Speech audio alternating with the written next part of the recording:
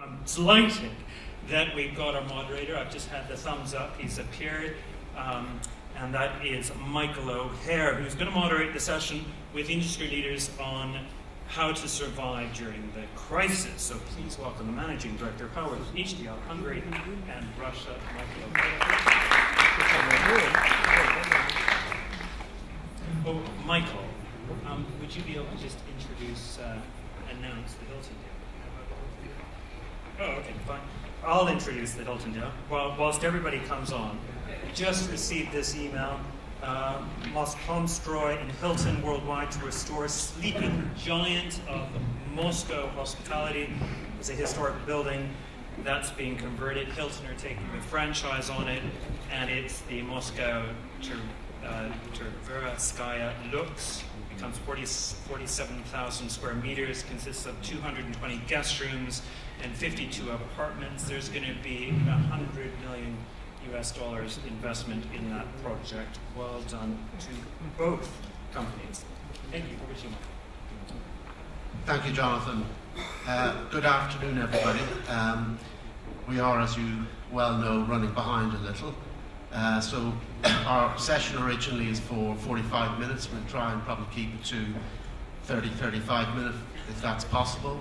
And then I've been told to tell you all lunch will then be served, and everybody is to come back to the breakout rooms or the main theatre room by 2:30 then.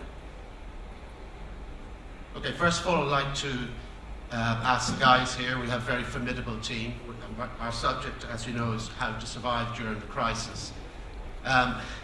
When we had a briefing earlier today, we agreed we should be realistic, but not pessimistic about things. Because always, any good business manager will look for opportunities in a crisis. And of course, there always are. We have got 4 guys here, 4 CEOs. So in tough times, you need tough people. So if each of you tough guys would like to introduce yourselves and say a little about what's sort of happening in your world, that would be great. Thank you. Okay, good afternoon, everyone. I'm Stephen Daines. I'm Chief Executive Officer for AccorHotels in Northern Europe and Russia, including Georgia, and CIS. At the moment, AccorHotels, we arrived in Russia in 1992, and wherever we arrive, we take long-term views. We've already been through a number of crises here in Russia, amongst other places. Today we've got, by the end of the year, we'll have 33 hotels across all segments, from budget and economy with Ibis, right through to upper upscale with Pullman. And the first thing I wish to say is that occupancy in our hotels at the moment in Russia, thank God, is higher than it is in this room, and we've been fortunate not to experiment really the crunch of the crisis yet in operation. So we'll come back on that, but yes, obviously we're aware that there is a crisis going on, and it has some impact on development. But as far as operations are concerned, and mainly thanks to a very robust domestic demand in Russia, we all agree that the figures really are not all that bad, and that's why you're right. This should not be a grim session. We need to be upbeat about some of the stuff. And certainly demand is still strong. Yeah, particularly as we're late for lunch already, I think I'm pushing it too far. Walter. Yes, my name is Walter Neumann. I'm the CEO of Azimut Hotels, the biggest brand in Russia presently. We have 15 hotels on the Russian market, from Vladivostok, Murmansk, Sochi, here in Moscow as well, one of our beautiful hotels, St. Petersburg, all over. And yes, I fully agree with you as well. We were very lucky as well that we do not have a big problem with the occupancy, because occupancy at the moment is doing rather well. Do we do the price which we want to do? Not really. Actually, there's still a huge room for improvement. But I'm sure we all have faced different crises in our time, and this is as well a crisis which we will overcome. It's just a matter of time, and I think we are all optimistic that it will come sooner or later. Hopefully sooner than later. And we have prepared all ourselves for that crisis. What are we doing? We're looking for new segmentations. We're looking for new nationalities in that case. We are looking as well, how can we optimize our teams in that matter? How can we optimize our costs?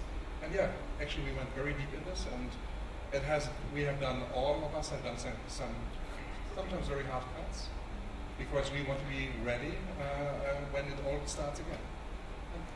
That's everything. Okay, thank you, Walter. Michael?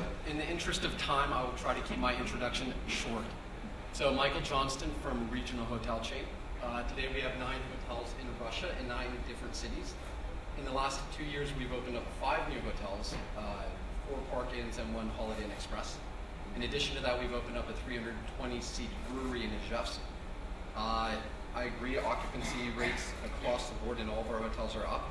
Not just because we've opened the hotels and there wasn't a lot of new historical occupancy, but even if we look at our courtyard in Moscow, occupancy rates in that hotel is up 18%. Which, in September we had 87% occupancy, which was just outrageous. So anyway, that's me. Great. No better way to keep me short than have me speak in Russian. So, добрый день. Меня зовут Ruff. Я президент Wyndham Group. Наша группа – это самая большая группа отелей в мире. So that's about it. Я изучал русский язык в университете, но я все забыл. So now I'm going to speak in English. So as the biggest hotel group in the world, we are underrepresented in this part of the world, and we're super, super excited to have the opportunity to grow our sweet spot. Our sweet spot historically around the world has been the economy and the mid-market segments, and as we're going to talk today, I think that is a great opportunity for Russia in the coming years, especially as we go through these challenging times. So excited to have the opportunity to speak with all of you today. Yeah, I think they're very good points made there, mentioning the word cycle. Got to be ready for the next cycle. I mean, economies are up and down by nature. Russia is a huge economy in itself. There still remains a very, very definitive imbalance between supply and demand in this country. There's still only just over 100 branded hotels.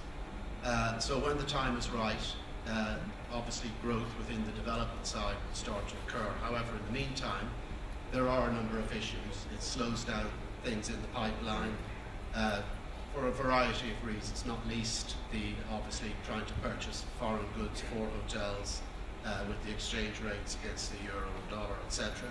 But I'd like to just ask, start off with Michael, and actually ask, from your point of view, have you had to change your strategy in terms of development because of what's happened over the last 18 months? Fine. You can even start taking a step back. I mean, every real estate market has cyclicality. There is such thing as a buyer's market and a seller's market, right? So if we're looking from acquisition and development, and obviously increased financing for construction, probably about 30% of the hotel is going to be pegged to some sort of foreign currency for engineering systems, equipment, machineries. So that probably definitely weakens the proposition for development. But that's also not necessarily a bad thing when you're looking at your operating hotels. So maybe there was a lot of new supply that came into the market. And maybe having a year or two break from development and focusing on good quality distressed acquisitions, that maybe they were a little bit aggressive on their capital structure, is a smarter way to invest. Although I don't want to give everyone too many ideas, so I'll probably just stop right there. No, please fire ahead. No, I want to keep my great ideas for myself. So, but yeah, I think right now, if you're looking for growth, acquisition makes more sense. I mean, that's a viewpoint, of course, because you're in a situation you're actually purchasing the hotels that you're then operating as a company, as against.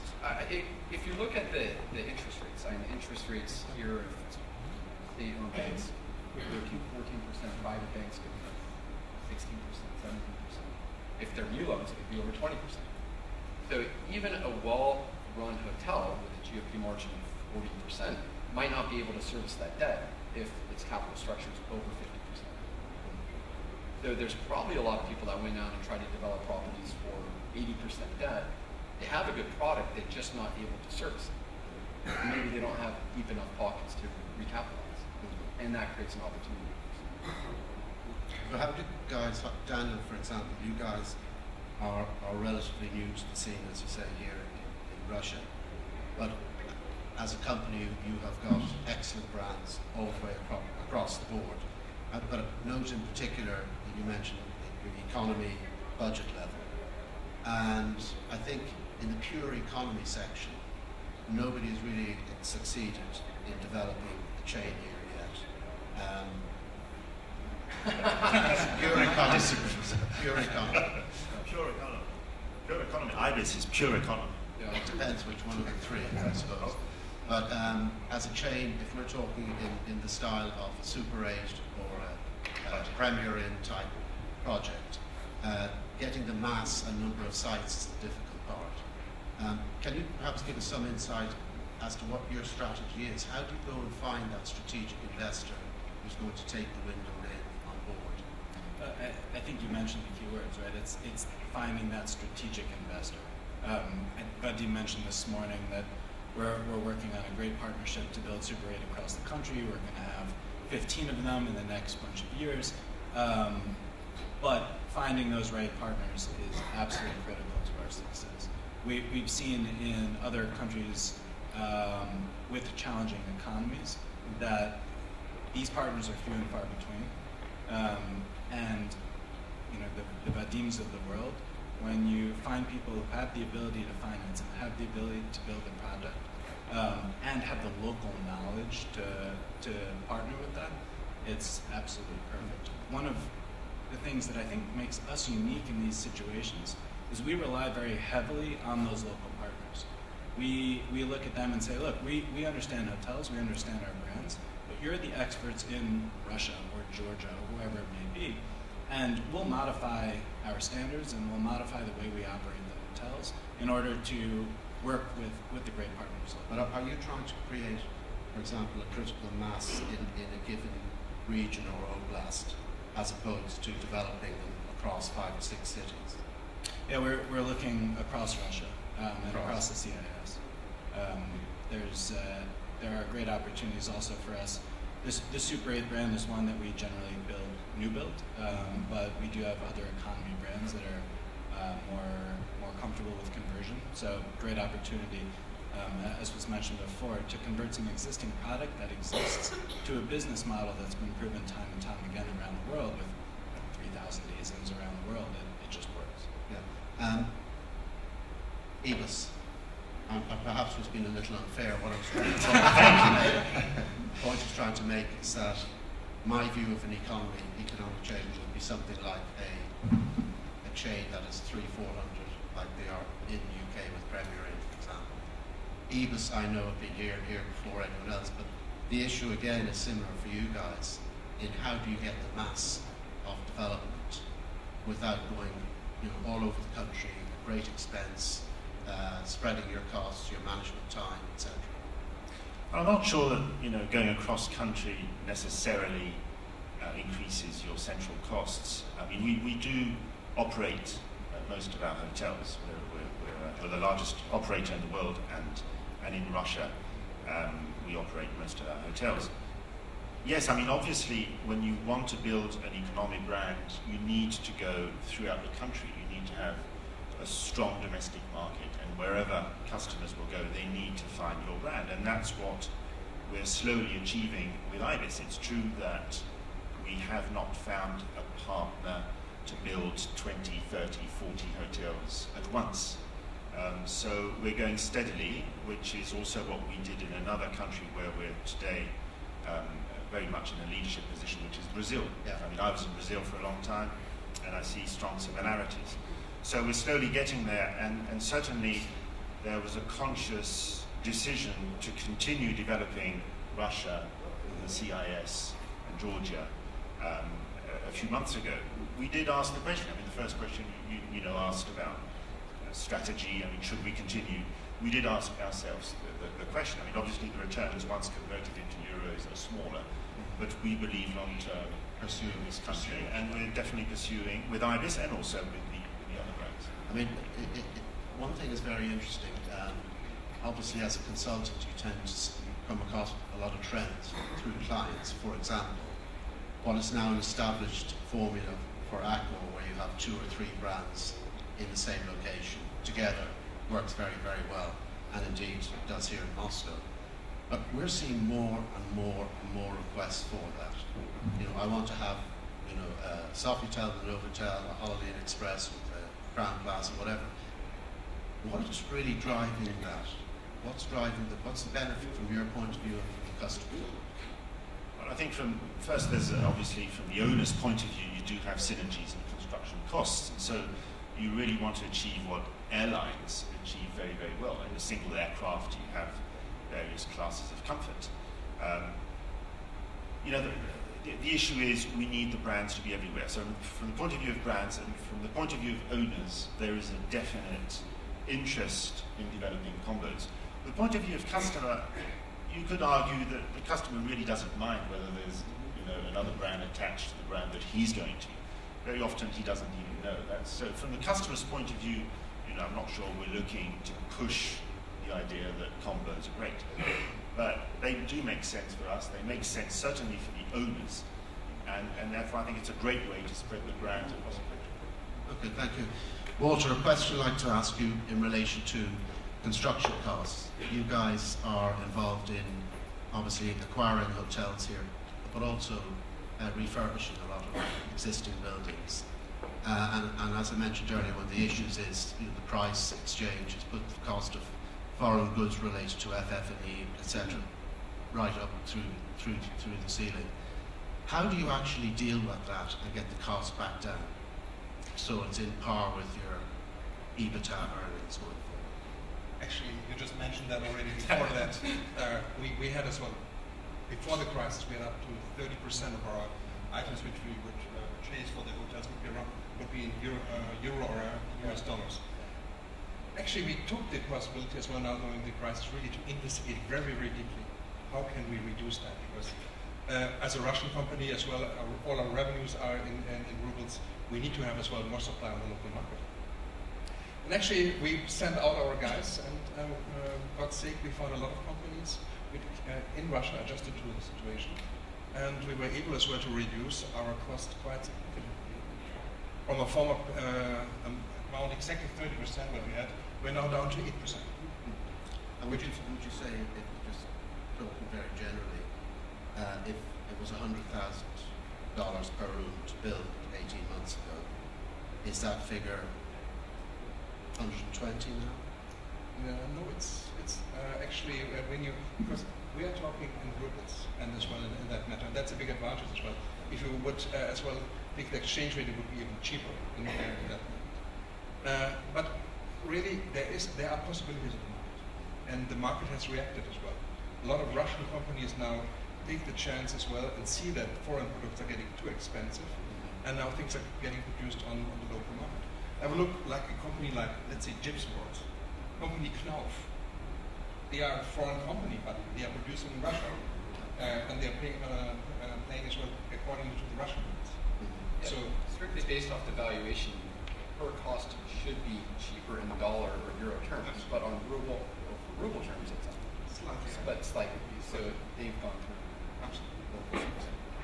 And I think that it's the responsibility of international brands when they work locally as well to accept that when you have situations like this, everything can't be ordered from France or from the US or from Dubai. And you know, we always look for abilities to source locally. As long as the quality level's there, I'm not particularly fussed as to whether or not it's locally produced or So in better times, would you revert to buying foreign products if you have good enough products? You know, we're generally flexible on this. It's really about the quality level of the linen, for example. I think that's just the evolution of the market. As the market gets more developed, of course, you're going to have a more naturally, locally sourced product. Yeah. So, and that's a good thing. So maybe sometimes in the valuation, it's a good thing. And the market is very, very fast in Russia as well. You know, when we had the sanctions, and as well when for certain products, you know, in a short period of time, everything was replaced. Our client did not have to suffer at all. No, in the meantime, okay, we know Russia is the biggest exporter to Russia of live fish. Okay. We know Russia doesn't have much sea side. But okay, there's possibilities in the market. Look, for example, the Swiss, because they are not part of the sanctions, they have increased their export to Russia by cheese by 4,000%. Okay, you know where you get the product. Yeah, the other source of saving, I mean, which we've been talking about products, we were asking about possible savings. I think one opportunity in this crisis is also on the human side to develop local skills. Today, half of our GMs are Russian or from the CIS, and that's a trend that will not revert. I mean, that's the opportunity for us to push training and development of Russians through our hotels, to push them perhaps much faster than we would have done otherwise, I think it's not just and get the savings from that. it's not just the GM, that's one person, but that absolutely is a trend. Yeah. I don't think, we don't have a single foreign GM in our hotel today, and a year ago we had. But at the same time, I look at the bigger opportunity is actually staff optimization and using smart technology in your hotels to optimize processes. So, I'm just talking to an architect before this session. They're a very well-known company based out of most of the key cities in Europe, but here in Moscow also. And of course, one of the things that has happened in this crisis is that fee levels have dropped significantly. So, we're waiting for that one. yeah.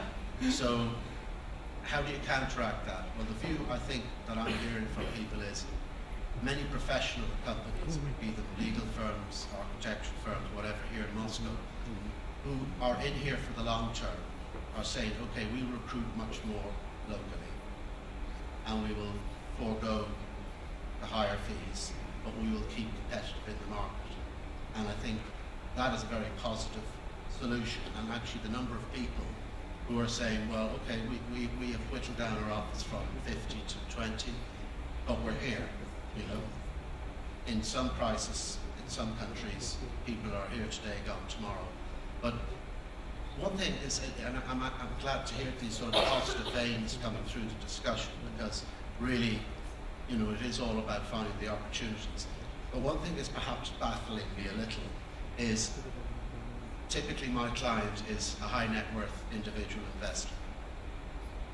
And they're not coming anymore, much more. But why aren't they coming when they could still not spend much more than they had previously spent on a hotel? They have all the hotel companies very willing to get contracts signed. It is, of course, again, risk with finance, 100% equity perhaps. But what do you think is slowing down the investment pipeline at the moment here in Russia? Well, the first thing is that, again, I mean, we haven't yet felt that crunch, that significant slowdown. I mean, perhaps you have already felt it, but you know, by the end of the year, we will have signed 15 new contracts. We have a pipeline of 60 hotels coming in. So we haven't really felt the slowdown. What I can guess, obviously, is that uncertainty. You know, I mean, investors do not like uncertainty, and political and economic uncertainty may be deterring certainly foreign investors. I think there's a big marketing effort that needs to be made by Russia, and that's not only on the investment side, it's also on the tourism side. As we were saying, I think countries that have a weak currency usually seek that opportunity, use that opportunity to build tourism. And I think that there are still some barriers. We were talking about visas, for example. I mean, some of my team have had problems to get visa to come to this event. And I think that the general marketing of Russia outside, for the moment, is weak, and Russia is felt as a dangerous, uncertain country, which it's not when we're here. You know. I think it's actually a very good point about with the cost for somebody earning euros or dollars to come to Russia, it's significantly different. Never been a better time to visit. Yeah. And every single person I know that visits Russia, absolutely love it. So a huge growth potential is eliminating or changing the visa. Clearly. Yeah, I mean, I guess go back to this thing again about how opportunities are created in times of crisis. It's been mentioned 3-4 times today about Sochi, and the example of Sochi. where everybody thought post-Olympics there would be, unless they really marketed very cleverly and well to the international market, it would probably be well oversupplied. But of course, What is oversupply? But that's today. But the reality, the Olympics were a great thing for Russia. Russia needs more than 2 cities. So now you go to Sochi, the infrastructure is fantastic. I went skiing there 3 times this winter, and it was a great experience. Today, there's still a little bit oversupply. But that doesn't mean that the government, regional and national government, can't help with subsidized flights. Maybe actually doing this gaming zone over there, finding drivers that will help balance out the seasonality. But yeah, mid to long term, Sochi's a great place. do you guys find there is sufficient interaction between government, tourism people, private sector, in terms of promoting better health? I think it comes more and more. Actually, when we had this morning as well, one of the opening speakers, Oleg, I just met him actually on the investment forum in Sochi, where the government really was very active as well, and battling for more investment into tourism as well, especially down in Sochi. And I could not as well more agree. Sochi, if somebody would have told me a year ago, the increase of Sochi of this year, I would have thought that probably is crazy, outrageous. But this year, actually, we are running the biggest hotel in Europe with 2,880 rooms. This summer, August, almost over 90%. And there's a big market, absolutely right. It will come more and more. Things are not starting from the first day. It takes some time as well. At the moment, it may be still a little bit also. But exactly, it will come with the time. 1 year after the other, it will get better, and then we will have a third big city for MICE events, tourism. If I can say just one thing, I know. No. But I think that there was a lot of panic going into 2015. In 2014, you had the devaluation of the ruble. I heard the analogy about the elephant in memory. I remember all of our strategic partners and the ones that really were there for us when there was a lot of uncertainty. And I think hopefully a lot of people in this room feel that what we felt that 2015 was better than expected.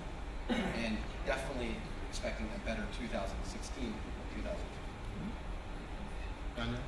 I was just going to say that talking about crisis creating opportunities, and Sochi is a great example. We see, when we look at other markets we operate in, like Dubai, we see giant decrease in Russian outbound business to places like Dubai. Well, they're not stopping their holidays. They're going to Sochi instead. And I think to continue the push on domestic tourism in this country is a giant opportunity, which is why I think you see all of us fairly optimistic and actually doubling down on the crisis rather than running away. I think we've all had success operating in other countries with where domestic business is so critical. And it's having the right system and having the right brand in place that allows you to I mean, actually, the leisure side is very interesting in that tourism is very undeveloped in this country, as we all know. And if we forget about the big cities, typically they're Monday to Thursday cities, mainly with Russian business people staying, so they're probably not affected as much as the city centre hotels in Moscow, St. Pete's and others. But the opportunity for tourism really is great here. But I just, every time I come to a conference here, I just don't see, I see pockets of enthusiasm, but I've never heard of a master plan being done for the country.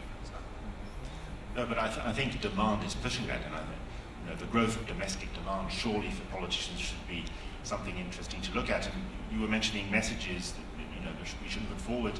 There was this visa issue, which I think is very, very important for foreigners. Domestic travel, I think liberalisation of the airline market is key. We need cheap flight tickets for people to travel.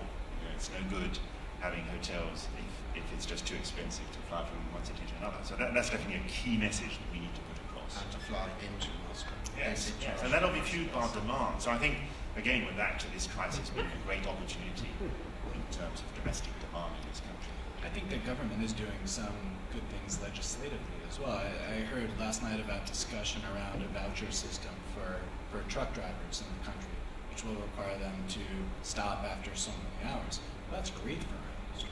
Every 2 hours. Yeah, absolutely. Every 45 minutes, please stop. So you're going to rename Super 8 to the Tachometer 7 or something? Perfect. Again, we're very flexible. No, but these are the opportunities, and I think the government is doing little things that will certainly help our business domestically. But I remember, for example, when we were sitting last year together, at the end of last year, looking into 2050, I remember how negative we all were thinking of these. Occupancy will not be there, Russians will stop everything with traveling. And we actually, all of us, quite happy as well, how 2015 went. It could be better. You know, we all, for sure, we have still some occupancy and some rate issues. But still, 2015 we found it. And I believe as well, it gives us a big opportunity as well. We are now far faster than before. We're reacting on the crisis. It has helped us to develop as well our structures and to be reacting even faster for the future. I can say just basic economics. If you have high and growing occupancy, that is definitely a driver to increase rates. So I would much rather see in the beginning or in this year higher occupancy levels. Then with high inflation and probably less supply maybe that came in the market for the last couple of years, that should be a good driver for ADR growth as well, which is going to drive revenue. But, you know, I think that's maybe an underlying positive message for this year is to increase the occupancy. No, just conscious of the time, or reduced time, but as a sort of a last point, ask each one of you guys, the tough guys, optimistic for the future? Daniel? Yeah, no, I think we're very optimistic. I mean, you have to take a long-term view, and I think that over the next decade there is a giant opportunity. You mentioned there's 100 international branded hotels in this country. That's clear that there's opportunity for all of us. And as you continue to see the growth in domestic tourism and eventually increase in the international tourism as well, the opportunity is there for all of us. Thank you, Dan. Yeah, always optimistic. I think if you're not optimistic, you're doing something wrong. You're not finding the opportunity. There is always opportunity. Maybe it's the time to sell, maybe it's the time to buy, maybe it's the time to acquire or grow differently than you did before.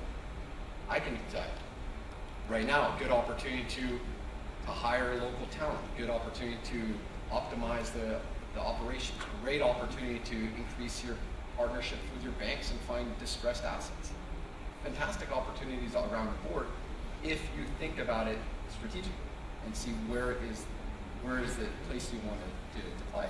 A lot of people are exiting the market. Maybe that's a good opportunity to capture market share. So definitely no shortage of opportunity. Just have to think about it smartly.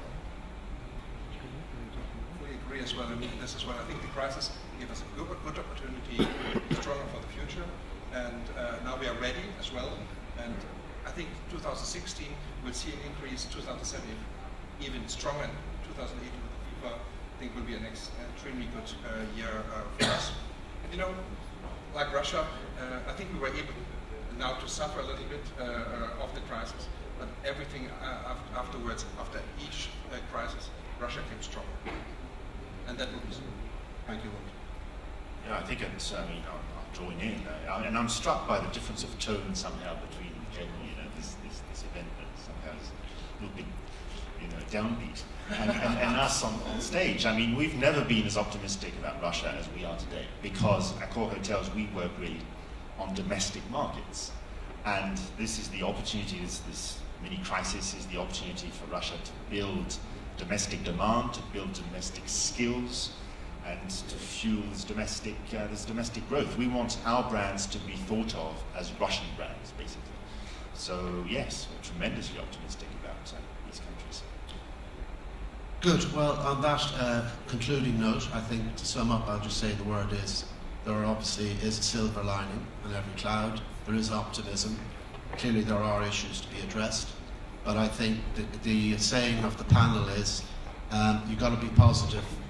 There's always an opportunity to be positive. You have to think positive. Thank you very much, guys, for your input. Sorry it's been restricted on time, but thank you very much. Please give them a round of applause. Thank you.